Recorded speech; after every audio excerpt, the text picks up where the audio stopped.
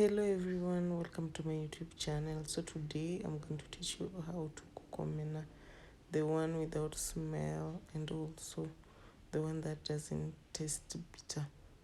So first of all, first things first, I'll wash my omena with just cold water, then put it in a sufuria with water and let it boil. So the secret is, if the omena that you put were goldish, make sure you boil them until they turn to silver. Yes, that is the secret. So I'm still I'm still boiling my omena. Then from here I'm going to make my garlic. So the garlic will help with the taste and also will prevent that smell, the one that most of you don't like in omena. So the garlic will help with the to remove that, but the taste that you don't like. But this one is optional. It is not a must that you put the garlic.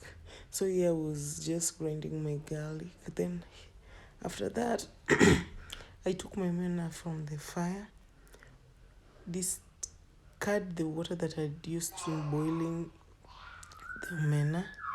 Now after discarding the water, I'm going to rinse it with the cold water, just cold water. I'll just pass cold water over it.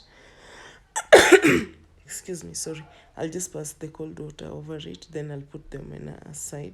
Now I'll start preparing everything that I'm going to use to make my omena. So that is the omena that I've washed. I'm making my onions. I was just chopping my onions, tomatoes. So I have onion, tomatoes, and garlic. So I'm going to use onions, tomatoes. So I'm still cutting my tomatoes, onions, tomatoes, and garlic. Then I'm also going to use milk. Yes, now that is my milk. I've already boiled it.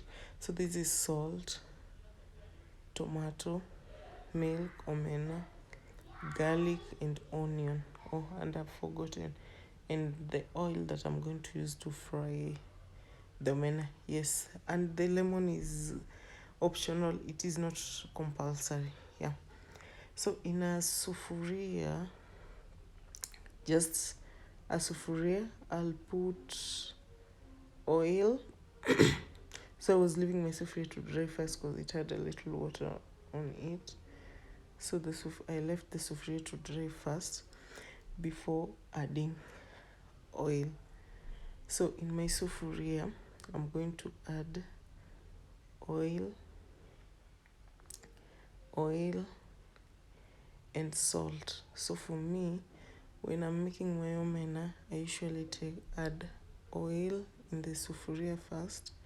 Then I'll sprinkle just a little, not too much, a little salt on the oil, and then I'll give it some few seconds, not even minutes, just a few seconds, so that the oil can eat up good. So after putting the salt and the oil, so I wanted the salt to dissolve first before placing my omena. So I waited for the oil to heat for sometimes. Yes, because I want the oil very hot so that we can have crunchy omena. So I left my oil plus the salt to heat. Then I placed my omena. So after some, you just let it to fry for like a few seconds, then you keep on turning so that it doesn't burn. You keep on turning until you will have the consistency that if you want it very dry, you leave it in the fire for more time. But for me, I have a small kid, so I don't love my omena very dry, just enough, not too dry that a baby can't eat. So I was frying, giving it some times before turning on the other side so that I can have all of it fried in the oil. So I'm giving it time again, then I'm turning again. Just be patient with it, but make sure you're using medium heat, not too much heat, because with too much heat, the omena will burn. Yes, just medium heat. After the oil has, if the after the oil as after your oil is hot, just make sure you reduce the fire to medium, so that when you place your omena, it doesn't burn. So I kept on changing, making sure that both sides were fried well.